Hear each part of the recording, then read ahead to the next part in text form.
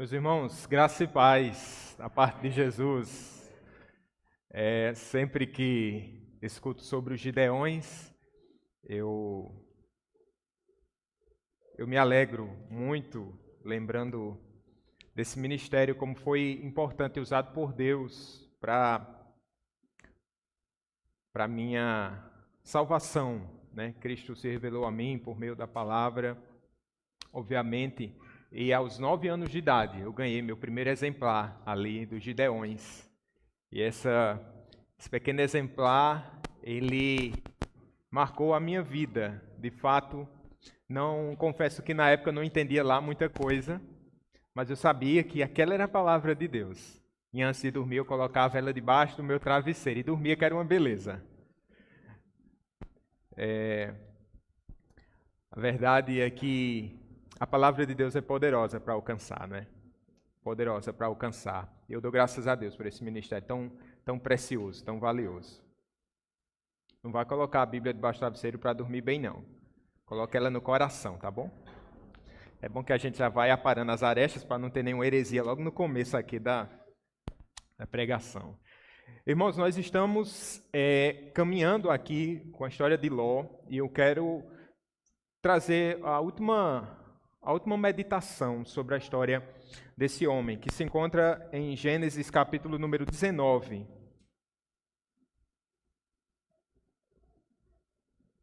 Versículos do 30 ao 38, a última parte, finalzinho do capítulo 19.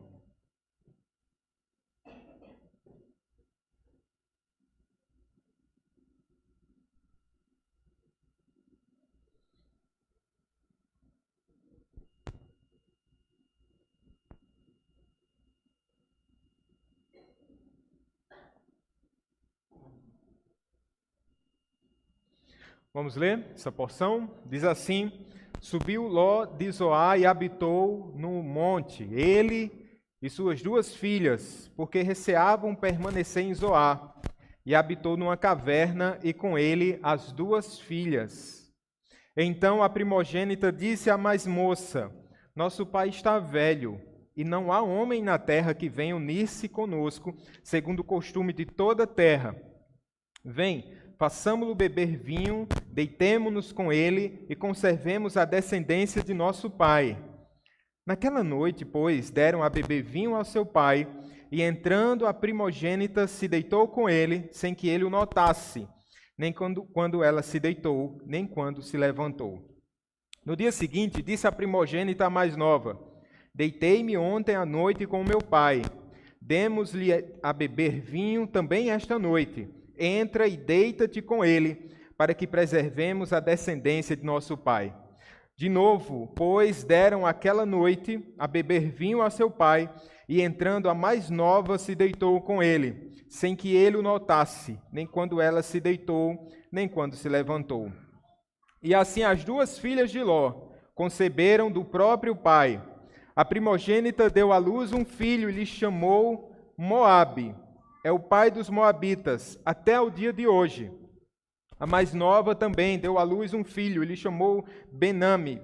É o pai dos filhos de Amon, até ao dia de hoje.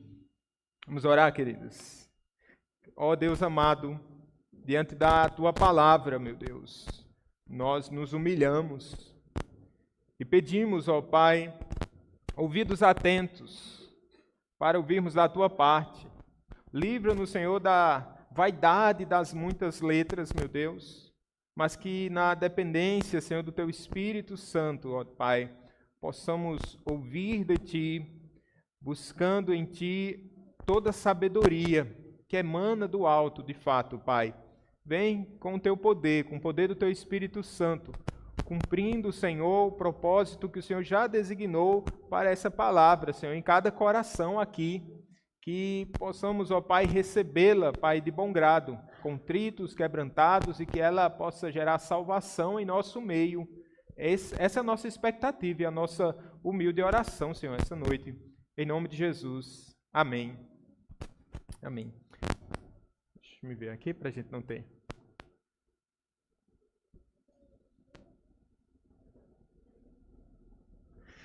Irmãos,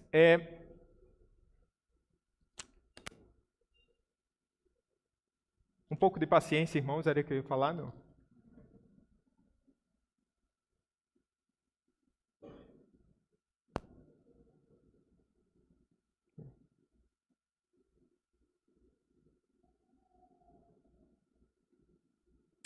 Pronto. Obrigado, Timóteo. Irmãos, no ano de 2018, foi um artista chamado Banksy, um artista de rua londrino. Ele pintou um quadro aparentemente simples de uma jovenzinha com um balão de ar em forma de coração. E esse artista, com essa sua arte muito valorizada, essa peça foi ao leilão, foi leiloada. E ela foi arrematada por o equivalente a 4 milhões de reais naquela época. E assim que aquela peça, aquele quadro for arrematado, assim que houve aquele martelinho, lembra daquela imagem do martelinho? Dou-lhe uma, dou-lhe duas, dou-lhe três. Quando foi batido o martelo, aquela arte, aquela pintura, ela começou através de um mecanismo, ela começou a descer essa imagem e ela começou a ser triturada na parte de baixo. Não sei se vocês conseguem imaginar a cena, a imagem descendo pela moldura e ela sendo triturada até mais ou menos metade dessa pintura. Então ela ficou metade íntegra, inteira, e metade dela cortada embaixo. Ela foi arrematada. Aquilo causou um frisson. O pessoal ficou, olha, eu queria a minha arte inteira. Eu paguei pelo quadro sem nenhum corte. Sabe, meus irmãos, foi tão interessante isso. Eu sei que a arte contemporânea, ela é um tanto quanto duvidosa. Eu não diria para você apreciar de tal forma essa arte contemporânea, que é um tanto quanto abstrata. Mas sabe, queridos, que quando nós pensamos na Escritura, nós entendemos que ela é uma obra de arte. O próprio Deus é o autor dessa arte. Só que você já parou para pensar nas suas reflexões, nas suas meditações, ou até mesmo ouvindo um sermão, que parece que essa obra de arte está um tanto quanto triturada? Sim, porque é a palavra de Deus. Não obstante, nós encontramos histórias como casos de adultério, de prostituição, famílias desfiguradas, pessoas se desviando, olha, maldições, tem tanta coisa que a gente olha. Por um lado eu sei, essa é uma obra de arte preciosa, mas eu não tenho como desconsiderar que de certa forma ela está triturada. Sabe? Esse é um grande desafio para nós, hermenêutico, digamos assim, de olharmos para a Escritura, entendendo que ela é sim, de fato, a palavra de Deus, mas que ela não se propõe a mostrar uma imagem perfeita dos personagens bíblicos e também da nossa própria história. Sabe? Em alguns momentos dá vontade da gente colar essa arte. Em alguns momentos dá vontade da gente dizer assim, olha, teria sido tão bom que essa história de Ló tivesse se encerrado antes, porque eu comecei a falar sobre essa história e eu tenho que terminar. E quando eu olhei para o final dessa história, eu disse, misericórdia, Senhor, tem um quadro triturado aqui, mas eu sei que há beleza nele. Às vezes é mais fácil a gente pular a página, às vezes é mais prático a gente pular as histórias. Mas o exercício que nós temos para fazer essa noite é um exercício contínuo. É olhar para essa obra, que é a palavra de Deus, na sua história de redenção, entendendo que mesmo ela estando um tanto quanto desfigurada, ela continua sendo a palavra de Deus para o nosso bem.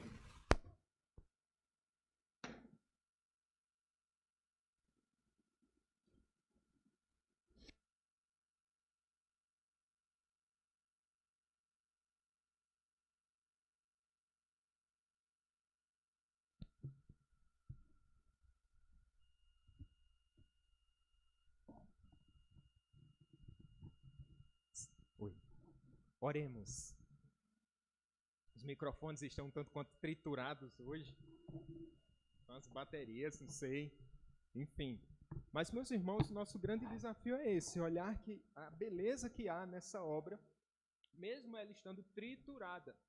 Olha, será que há beleza nessa história de um homem que falta virtudes nele?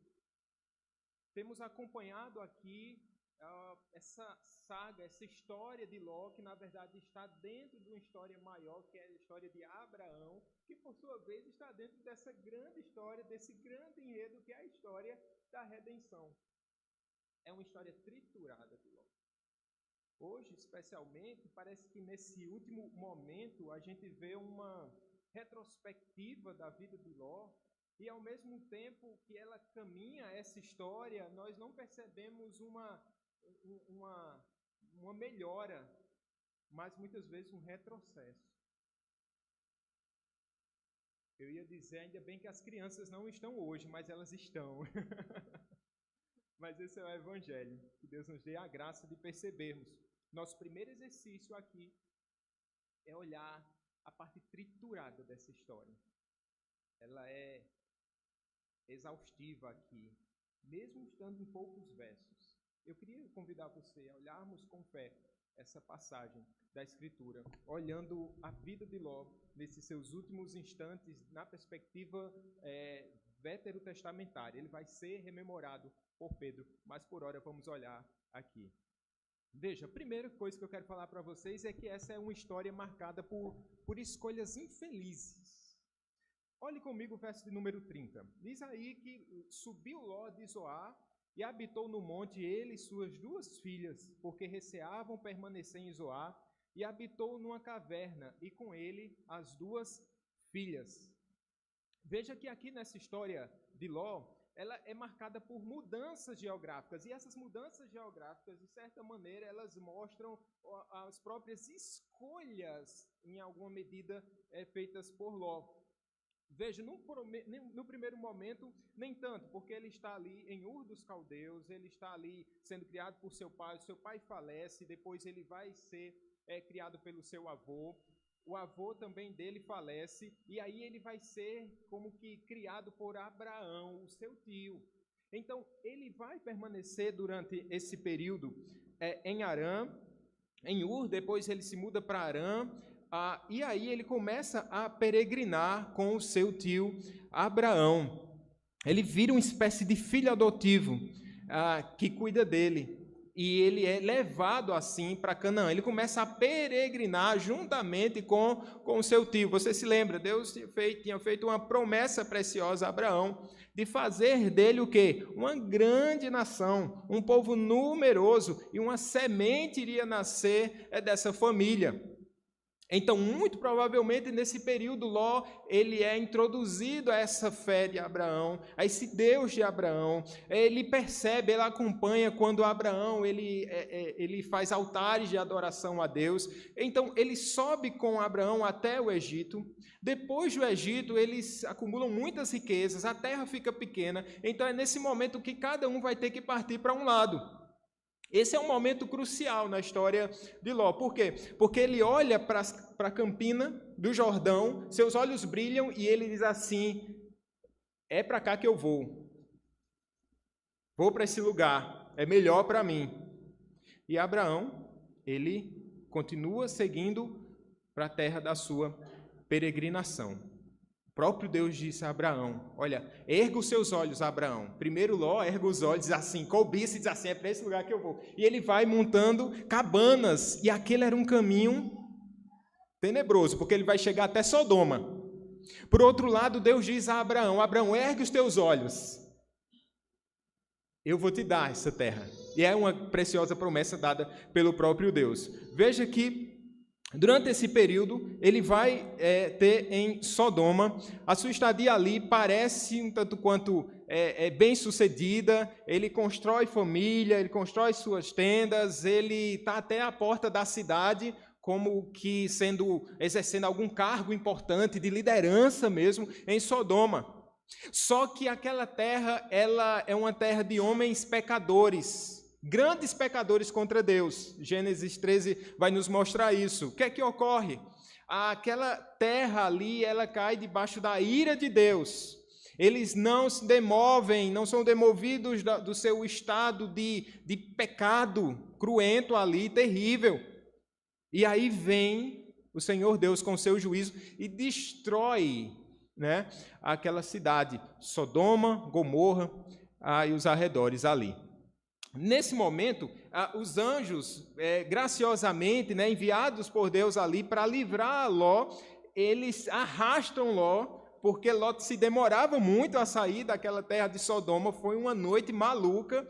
Então, eles arrastam Ló e dizem assim: Ló, vai para o monte, Ló. Aí, Ló, ele tem outra ideia. Diz assim: não, meu Senhor, tu és um Deus misericordioso, deixa que eu vá para Zoar, uma pequena cidade. Então ele deixa de fazer uma grande peregrinação, talvez uns 40 quilômetros, para ir para uma cidade circunvizinha ali daquela região. Então ele vai para Zoar e ali Sodoma é destruída, é subvertida e ele escapa em Zoar. Ele escolheu antes ter ido àquele lugar. Mas o curioso é que quando a gente chega agora no verso 30, diz assim que subiu Ló de Zoar e habitou no monte, ou seja, é o outro movimento. Ele não fica em Zoar. Por quê? Muito provavelmente porque os homens de Zoar eram homens maus, ou então porque ele estava com medo daquela terra também ser subvertida, daquela terra estar debaixo da ira de Deus e ela ser destruída, talvez. Então ele acaba saindo de Zoar e agora ele vai para onde? Agora ele vai para o monte. O primeiro lugar que os anjos já tinham sugerido a ele. Ele tinha preferido ir para Zoar. Agora ele vai. Essas mudanças na vida de Ló, elas acabam revelando um declínio. Ele havia perdido sua morada, perdido Sepe, suas posses, seus genros e sua esposa. Ou seja, ele só tem agora suas 2 filhas. E antes em Sodoma, construindo o seu império, um castelo de areia, agora ele vai para o monte. E onde é que ele mora no monte? Ele não tem Sepe, porque caverna não tem Sepe. Ele vai se esconder ali. Veja, os olhos que brilharam para Sodoma agora estão tristes, talvez. Agora ele precisa morar numa caverna. Essa é uma escolha, mais uma vez, infeliz. Aquela escolha dele é infeliz. Quando ele, no momento crucial, ele prefere ir a Sodoma. E agora ele vai para o monte e fica ali numa caverna. Mas olha, parece que é intrigante aqui o fato de que em nenhum momento Ló considera a possibilidade de retornar para junto de quem? Ele tinha um parente num lugar seguro, vocês acham? Sim, quem era? Abraão. Mas em nenhum momento ele considera fazer essa peregrinação. Ora, será que o seu tio não abraçaria de novo o seu filho sobrinho? Vocês lembram que lá em Gênesis capítulo 14, Abraão ele se envolve numa guerra alheia, porque Ló tinha sido capturado por 4 reis, tinha sido levado, e Abraão vai, paga o preço e pega Ló de volta, e salva Ló, e Ló retorna para onde? Para Sodoma. Não era esse Abraão que no final aqui do capítulo 18, ele está olhando para Sodoma e intercedendo ali pelos remanescentes, por alguém ali fiel. Não estava Ló no coração de Abraão, mas Ló não considera em nenhum momento aqui, segundo a narrativa bíblica, essa possibilidade. Ló sabia que receberia ali a hospitalidade do seu tio, mas também, mais importante, Ló sabia que em Abraão todas as famílias da terra seriam abençoadas. Não era para mandar um zap para ele não, dizer, tem um puxadinho aí para mim? Tio, agora eu não tenho mais aquelas tendas. Tio, eu não tenho mais aqueles servos. Tio, eu não tenho mais aqueles animais. Meu filho, você tem o que aí? Tá, eu e minhas 2 meninas. Só isso. Me dê um puxadinho nesse lugar. Porque o Senhor está na terra da peregrinação. Ele não faz isso. Ele prefere morar na caverna. A história dele é esquisita. Parece que o tempo todo ele está caminhando para trás. Não cresce. Ele não busca o caminho da piedade, ele não busca o caminho da peregrinação. Sabe por quê, irmãos? Porque muitas vezes esse é o caminho mais difícil. Porque é preciso se humilhar. Porque é preciso reconhecer que errou na sua trajetória. E às vezes é preferível a gente endurecer o coração do que a gente se quebrantar. É difícil, não é não, reconhecer as faltas. É difícil reconhecer as falhas. E às vezes a gente prefere ficar na caverna. É melhor aqui, meio escondidinho. A gente gosta de aparecer quando a gente está bem, não é? Tudo bem, bem-sucedidos. Quando a coisa está indo de mal a pior, a gente gosta de se esconder na caverna. Será que esse é o melhor caminho? Será que é? É preciso se humilhar, meus irmãos. Muitas vezes nós conhecemos o caminho, mas o orgulho nos impede de ceder. Talvez você está aqui nessa noite e você conhece o caminho. Você foi instruído nesse caminho. Você teve a oportunidade de, em um período da sua vida, caminhar pela terra da peregrinação. Um momento de comunhão com Deus. Talvez conduzido pelo seu pai e pela sua mãe. Talvez por algum tio do DI. Ou por algum discipulador. Influenciado por alguém. Não sei. Mas você teve essa oportunidade. Você conhece o caminho. Mas você não atentou. E você falhou. Você mudou sua rota. Será que não está na hora de reconhecer que você falhou? Você já perdeu tudo? Ou não? Você pode dizer, eu não perdi nada. Você é louco. Porque hoje mesmo pedirão a sua alma. E o que você tem ajuntado para você não é capaz de te salvar. Esse seu quadro parece belo, ele está triturado. O filho pródigo, ele errou a direção, não foi? Em um dado momento, ele muda o seu caminho. Ele quer ser autônomo, dono do seu próprio destino. Esse espírito de rebeldia, ele também faz parte, ou fez parte da nossa existência, da nossa trajetória. Ora, quando Adão e Eva quiseram ser mais sábios do que Deus, me dá aqui esse pincel. Deixa eu assinar minha própria obra. Vai ficar melhor. Todos nós somos filhos pródigos que em algum momento tentamos viver longe do nosso Pai. Mas feliz daquele que o Senhor frustra os seus planos. Quando nós quebramos nossa cara. Quando nós paramos na caverna. Ora, aqui Ló tem algo muito interessante na vida dele, porque é como se fosse uma oportunidade de recomeçar, não é? Ele tem uma oportunidade. Agora, tudo que prendia ele supostamente em Sodoma já tinha sido destruído, tinha virado pó. Mas não é essa a opção dele. Ele ainda continua. Ele não cede. E aqui nós chegamos nesse primeiro ponto. A história de Ló é marcada por escolhas infelizes. Mas há uma segunda coisa que eu quero mostrar para vocês nessa história. Vocês vão ficar bem depressivos assim, porque vai piorar, viu? Vai piorar. É uma história marcada pelo embaraço do pecado. Olhe comigo agora, os versos posteriores agora, verso número 31. Então a primogênita disse à mais moça, nosso pai está velho e não há homem na terra que venha unir-se conosco, segundo o costume de toda a terra. Vem, façamo-lo beber vinho, deitemo-nos com ele e conservemos a descendência de nosso pai. Gente, aqui é a nova sociedade da caverna. Tem um filme, né? Sociedade da Neve, eu acho, né? Não sei se é de um acidente que teve. É uma nova vida na caverna agora. E o que a gente vai ver, olha, é de coragem e vergonha. Não dá nem para tirar as crianças da sala, como diz o seminarista André. Por quê?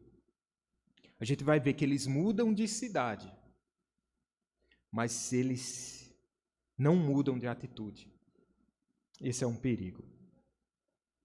As filhas, elas têm uma preocupação. Qual é a preocupação? Elas estão preocupadas com o futuro. Isso parece tranquilo, né? Se preocupar com o futuro. Olha a previdência. Mas elas, ao mesmo passo, planejam algo perverso. Qual a situação? Ló estava ficando velho, possivelmente não iria casar, e ele não tinha filho homem. E o que é que acontece? Naquela época o homem era contado, o herdeiro, né, a descendência ali era contada através de meninos, através de homens, do sexo masculino. Ele que ia dar andamento a essa linhagem e também ser o herdeiro. Logo, Ló morrer sem descendência trouxe grande preocupação para aquelas meninas. Veja que aquelas meninas, as filhas de Ló, não tinham casado em Sodoma. Elas tinham visto lá a dureza do coração dos seus próprios noivos, lembram? Foi terrível. Não consideraram nem o sogrão. E aí eles são destruídos também lá em Sodoma. Então eles já tinham meio que essa frustração. E agora vê o pai, na iminência da sua morte, já na sua velhice, muito provavelmente, sem ter filhos, sem ter essa possibilidade de casamento, agora elas pensam, nosso pai, ele não pode mais casar, mas ele pode ter filhos. E o que é que elas planejam? Elas planejam se deitar com o seu próprio pai. Naquela caverna, meu amigo, ainda bem que não tinha luz, porque o que acontece ali é de corar de vergonha. Elas planejam. Elas dizem, vamos dar vinho para o papai, porque ele não resiste a um bom vinho. Quando ele estiver embriagado, a gente deita com ele. Que coisa tenebrosa isso. Um incesto. Eita, que quadro é esse triturado, hein? Que história é essa? Observe, meus irmãos, as filhas elas estão preocupadas porque ficariam sem sustento, sem apoio e sem proteção. Elas não podiam casar, mas ainda dava para ter filhos. Veja que arranjado é esse que elas planejam e executam já com a sua mente. Veja que elas tinham saído lá de Sodoma, mas o pensamento e a cultura de Sodoma não tinham saído delas. Elas continuavam a pensar como um sodomita ou como uma sodomita. Um problema real, de fato, mas uma solução perversa. Veja, será que isso acontece com a gente de alguma forma? Às vezes, quando nós não conseguimos alcançar aquilo que nós almejamos por meios lícitos, por meios piedosos, será que a gente não diz assim, tá difícil aqui, acho que eu vou dar um jeitinho nessa história. Eu acho que eu vou fazer um arranjado aqui, vou tentar resolver a história do meu próprio jeito. Meus irmãos, esse é o jeito de Sodoma resolver a vida. É o jeitinho que os sodomitas arrumam para facilitar a vida. Nesses dias, acho que no último domingo, o pastor Flávio pregando aqui sobre Pedro, né? Ele falou que às vezes a gente tem que escolher entre sofrer ou pecar. E veja que escolha é essa. Porque o sofrer, ele nos mostra o caminho da piedade. Nos mostra o caminho da submissão, da humilhação, de se sujeitar diante da presença de Deus e dizer assim, Senhor, era o meu desejo fazer uma família, Pai. Senhor, era o meu desejo ter mais um filho, Senhor. Era o meu desejo passar em determinado concurso, era o meu desejo fazer faculdade. Mas, Senhor, eu quero me sujeitar debaixo da Tua vontade, que ela é santa, ela é perfeita, ela é agradável, Senhor. Mas, quando nós optamos pelo caminho do pecado, nós olhamos para Deus e dizemos, não vale a pena servir a Deus. Eu sou o Senhor do meu próprio caminho, o Senhor do meu próprio destino. E você sabe, todas as vezes que a gente incorre por esse caminho, o prejuízo é grande. É o pecado que gera pecado. E é uma bola de neve. Quais são os limites para alcançar o que se almeja? As moças, os moços da igreja que no afã de conseguirem fazer uma família e pelo medo de viverem para sempre na solidão da caverna, assim, eu vou arranjar alguma coisa aqui. É melhor pecar. Isso não resolve o problema, só aumenta. Esse ato é tão perverso que, meus irmãos, ele não é praticado nem em Sodoma, esse caso de incesto. Nem em Sodoma. Eles aderem à cultura de Sodoma, mas é como o Emílio Garófalo bem fala. Ele diz que a próxima descendência está a um passo da apostasia. Os nossos filhos, eles estão mais perto da apostasia. Veja o que é que está acontecendo. Esse é um ato perverso. Até o código de Hammurabi lá, dos mesopotâmios, eles previam aqui, condenavam essa prática do incesto. Mas o que falar da lei do Senhor, que condena veementemente, não somente esse pecado, mas toda prática que ela destoe daquilo que Deus preparou como princípio para a relação sexual, para a relação íntima, para a família e para a nossa vida como um todo. Hoje a gente pensa num fruto aqui do marxismo cultural, dizendo assim, olha, antigamente era tudo liberado. Podia se fazer o que quisesse, porque ali era a época que as pessoas eram felizes, porque elas davam vazão, elas não reprimiam os seus desejos, e depois com essa cultura judaico-cristã foi que a coisa ficou muito chata. Então vamos voltar aos velhos preceitos. Aqui a gente percebe que mesmo nesse período, isso já era uma prática horrenda. Irmãos, o que é que ocorre? Esse plano que elas pensam, ele é executado. Elas fazem da forma como planejaram. Está lá Ló, embriagado, sem muito domínio de si, e acontece esse pecado. E a gente sabe que Ló não é um homem perverso. Aliás, quando Pedro vai falar de Ló, ele diz assim que Ló reprovava as práticas ali. Ele viu que estava errado e ele ficava angustiado pelo que via e pelo que ouvia. Você fica assim? Ainda bem que você fica. Se você ficar angustiado, ainda está bom. Porque a gente pode entrar num período assim de letargia, assim, não, está tudo certo, está tudo tranquilo, né? E a gente não se incomoda mais pelo que ouve, a gente não se incomoda mais pelo que vê. Daqui a pouco essa prática está tão perto da gente, ou os pecados, né? Mas seus erros aqui são graves. Elas mancham a sua história, mas não a história da redenção. Ló é culpado? No mínimo, Ló tinha uma quedinha pelo álcool. No mínimo, ele tinha uma quedinha pelo vinho. E esse foi um gatilho através do qual outras coisas vieram a suceder. Sabe? A gente precisa ter cuidado. Olhamos para os grandes vícios, os grandes pecados, e esses a gente logo condena. Mas há pequenos hábitos em nossa vida que eles podem estar fazendo mal, e que pode ser um gatilho, e que aquilo pode incorrer em alguma falta mais grave. Então é sempre prudente a gente vigiar, irmãos. Então estejamos alertas quanto a isso. Mas há outras questões envolvidas aqui, como segurança, prosperidade e conforto. Estes são ídolos. Eu quero citar de novo o pastor Emílio Garófalo. Ele diz assim que isso é evidenciado na ocasião da escolha da terra e também no episódio com os homens querendo atacar os anjos. Jó está muito preocupado consigo mesmo. Ainda que tivesse de fazer coisas perversas para chegar onde queria, ele desejava segurança, ansiava ter controle. Mas ele termina a história sem controle, porque ele não se ofereceu aos homens em vez de oferecer às filhas, remetendo lá quando ele ofereceu as próprias filhas para proteger os anjos. Mas ele termina a história sem controle, sem segurança para sua família. E observem, sendo abusado pelas próprias filhas, elas fazem com o pai o que desejam. Elas aprenderam com ele recentemente que é lícito abusar de um familiar para conseguir o que se deseja. Às vezes nós olhamos as práticas dos nossos filhos, a prática de outra, e diz assim, a gente condena, né?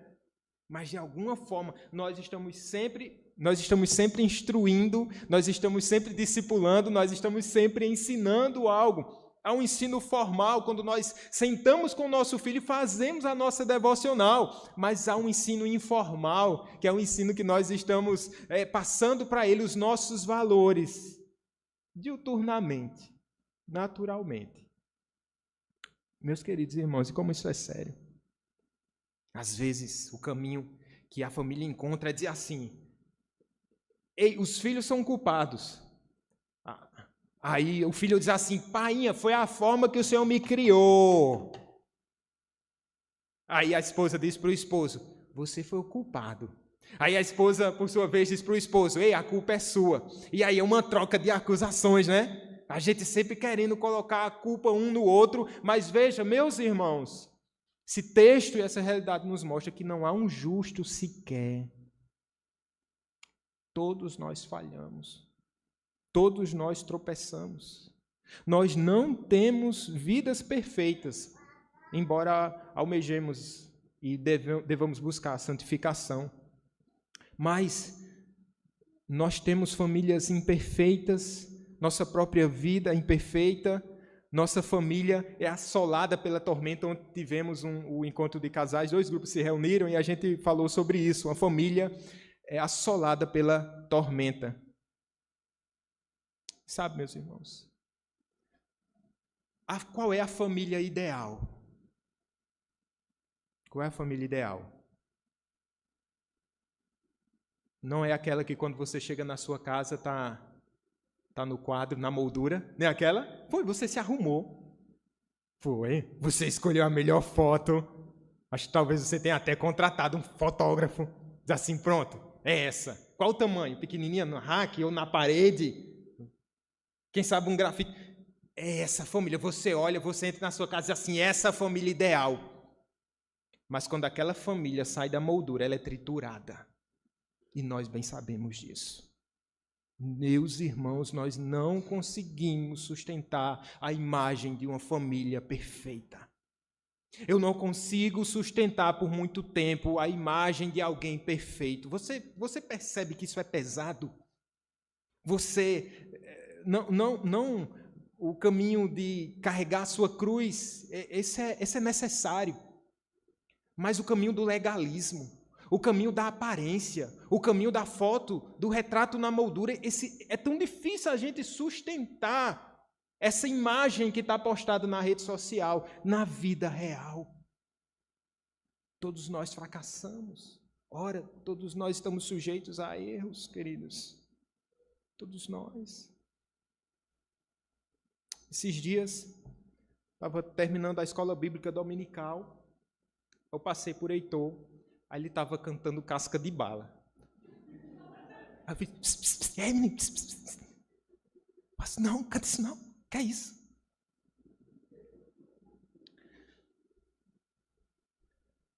Ele não escuta a Casca de Bala em casa, tá bom? Mas, meus irmãos, nós não somos perfeitos. A família do pastor não é perfeita. A família do presbítero, talvez, não sei se os presbíteros estão aqui, concordam, sua família é perfeita. A família dos diáconos, a nossa própria vida, não há. Nós não precisamos preservar a imagem da perfeição na parede da nossa sala. O que precisa estar lá é a cruz de Cristo. É a família aos pés da cruz. Porque quando ela está triturada, ela sabe para quem recorrer. Ela sabe para onde ir. Ela reconhece as suas fraquezas. Quando nós estamos triturados, nós sabemos e reconhecemos as nossas fraquezas e nós sabemos a quem recorrer. A esse Deus de graça, a esse Deus de bondade, a esse Deus de misericórdia. Mas sim, a gente precisa correr desses embaraços também do pecado e suplicar a Deus por misericórdia. Veja, o texto vai nos dizer que no dia seguinte, disse a primogênita no verso 34, deitei-me ontem à noite com meu pai, demos-lhe beber. Também esta noite entre e deita-te com ele para que preservemos a descendência de nosso pai. E aí de novo, pois deram aquela noite a beber vinho a seu pai, e entrando a mais nova se deitou com ele, sem que ele o notasse, nem quando ela se deitou, nem quando se levantou. E assim as duas filhas de Ló conceberam do próprio pai. Agora, meus irmãos, quando nós pensamos nessa história que é marcada muitas vezes pelo embaraço, nós corremos do embaraço e precisamos estar atentos e precisamos estar sempre vigilantes. Mas eu quero partir para um último ponto dessa história, que é uma história marcada por um fim melancólico. Aqui, meus irmãos, as últimas falas sobre a vida de Ló é o fato de as suas filhas terem filhos dele, que ao mesmo tempo era filho e era neto, e eles dão origem a dois povos, os amonitas e os moabitas. E esse povo aqui vai ser um problema. Através desse povo que vai crescer e ficar numeroso, eles vão em muitos momentos se levantar contra o próprio povo de Deus. Só em resumo aqui, Balaão foi contratado pelos moabitas para amaldiçoar Israel, isso nos dias de Juízes. Eglon, rei de Moabe, oprimiu, cobrou tributos de Israel. No tempo de Jefité, a gente vê novamente, Juízes 10 e 11, mais uma vez a presença ali dos moabitas, tentando perturbar o povo de Deus. Saul e Davi tiveram que lutar contra moabitas. Em 2 Reis, no capítulo 3, nos dias de Eliseu, na época de Neemias, os amonitas se levantaram para atrapalhar a obra. Salmistas e profetas também falam do engodo dos moabitas. Eles também são objeto de profecias da parte de Deus, porque eles se mostraram como um entrave em muitos momentos para com o povo do Senhor. O relacionamento entre essas nações era complicado. Eles são conhecidos pela forma como tratam os israelitas, e eles são desprezados por Deus. A maldição contra eles na lei, Deuteronômio capítulo 23, versículos de 3 ao 6, por terem negado o pão ao povo de Deus. E por aí vai. Essa é a origem, e esse é o fruto do pecado.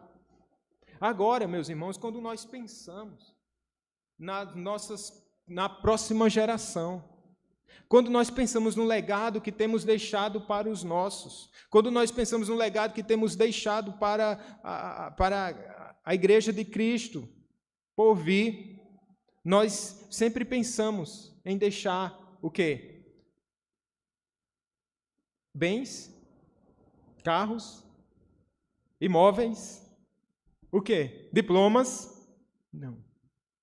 Nosso desejo é que a fé em Cristo Jesus, ela possa ser perpassada, ela possa ser preservada, ela possa ser conservada.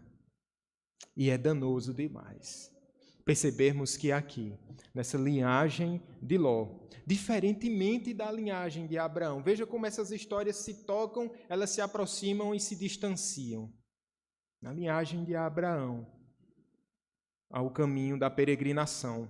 Na linhagem aqui de Ló, há um caminho de perseguição ao próprio povo de Deus. Os efeitos do pecado, eles podem ser devastadores para a nossa vida, para a nossa casa, para gerações futuras. Nós aprendemos isso com Adão, nós aprendemos isso com Ló, nós aprendemos isso com diversas histórias, diversos personagens na Escritura.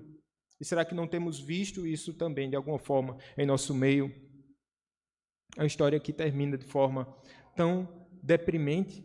Veja o último verso como diz: a mais nova também deu à luz um filho e lhe chamou Ben-Ami. É o pai dos filhos de Amon, até ao dia de hoje.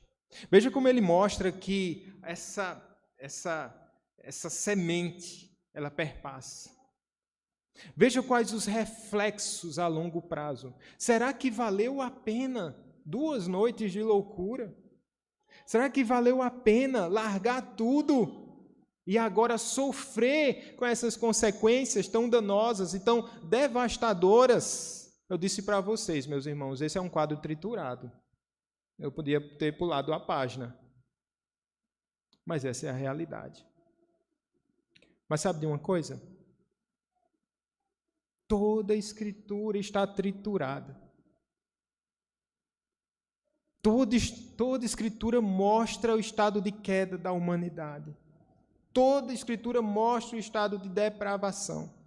Mas eu quero dizer a vocês que, não obstante, toda a Escritura mostra a redenção que Deus preparou para o seu povo. Será que pode sair alguma coisa boa de Moabe? Meus irmãos, houve uma mulher chamada Ruth. Vocês sabem de onde ela era?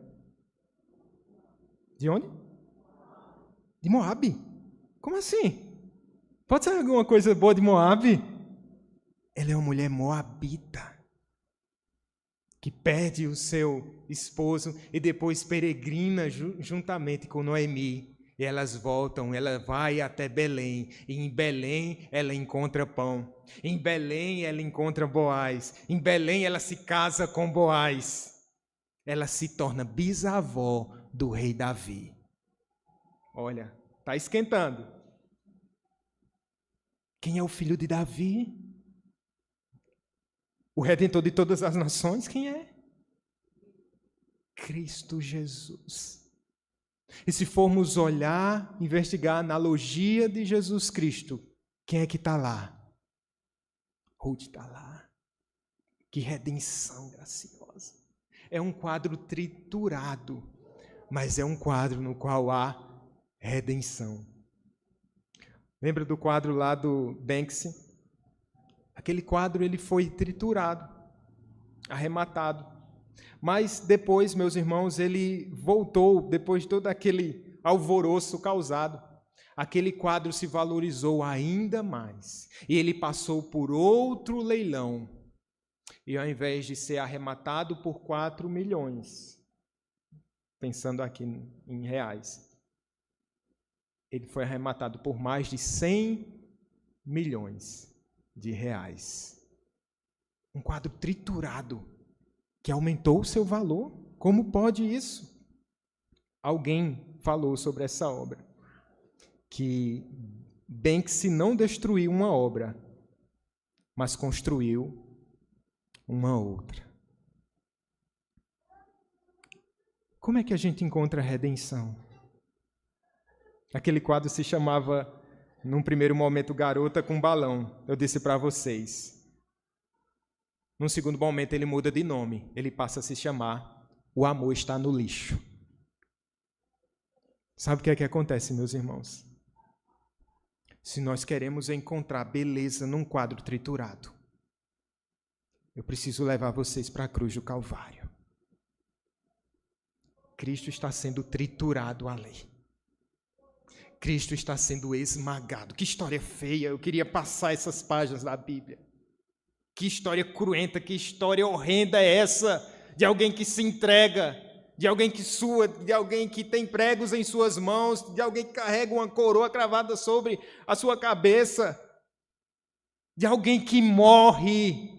Onde está o valor dessa obra? Alguém pode dizer? O valor dessa obra se encontra no fato desse Cristo ter sido triturado pelos nossos pecados, por causa das nossas ofensas, e dele ter ressurgido dentre os mortos para a nossa redenção. Essa é a beleza. Se eu tirar os cravos de Cristo, eu não posso ir para o túmulo vazio, eu não posso. Se eu tirar o Cristo cortado, dilacerado, eu não posso triunfar com um Cristo vencedor.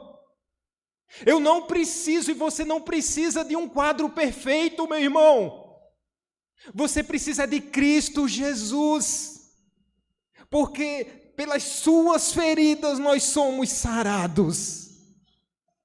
Você está triturado essa noite, esmagado pelos caminhos da vida, por suas escolhas infelizes. Você vê o pecado passear na sua vida.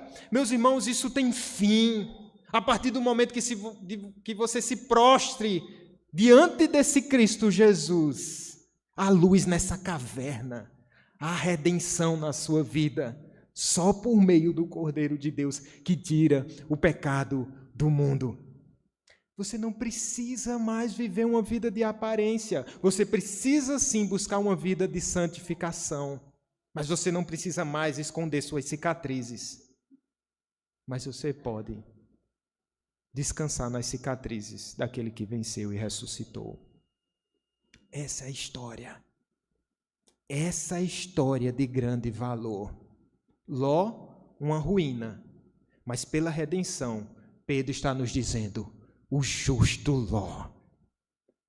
Nós, pela ruína do nosso pecado, acabados e distantes de Deus, pela cruz de Cristo, redimidos, salvos, lavados pelo sangue do Cordeiro de Deus. Essa é a obra preciosa. Esse é o Cristo bendito. Nele há beleza, meus irmãos. Longe dele, só destruição. Corra para Cristo.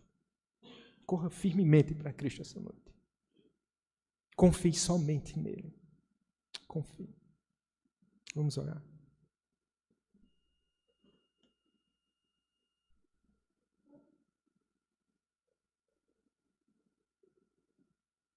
Deus, nós nos colocamos na Tua presença, Senhor. Nessa cruz, Senhor, nesse mistério da cruz, há a salvação para o que crê. Por isso nós amamos a mensagem da cruz. É por isso que nós confiamos na mensagem da cruz. Não nos nossos próprios feitos, não nos nossos próprios atos, mas na Tua graça somente. Meu Deus, se há filhos pródigos essa noite aqui ouvindo essa mensagem, filhos pródigos que estão ouvindo essa mensagem, Senhor, pela internet, ou que ouvirão, Senhor, durante essa semana ou qualquer dia, usa, Senhor, do Evangelho precioso. Usa, Deus amado, da Tua palavra para alcançar e para salvar. Nós dependemos de Ti somente, Senhor. Nós queremos confiar em Ti somente, ó Deus. Obrigado pela vida do nosso irmão Ló, que foi salvo do fogo. E mesmo tão débil, ele foi considerado justo. Oh Deus, isso nos dá confiança e esperança, de saber que não é no nosso nome. Essa história não é sobre nós. Essa história não é sobre Ló. Essa história não é sobre Abraão. Essa história é sobre Cristo, de um Deus que redime o seu povo de maneira graciosa. Nós te bendizemos, ó Senhor, em nome de Jesus. Amém.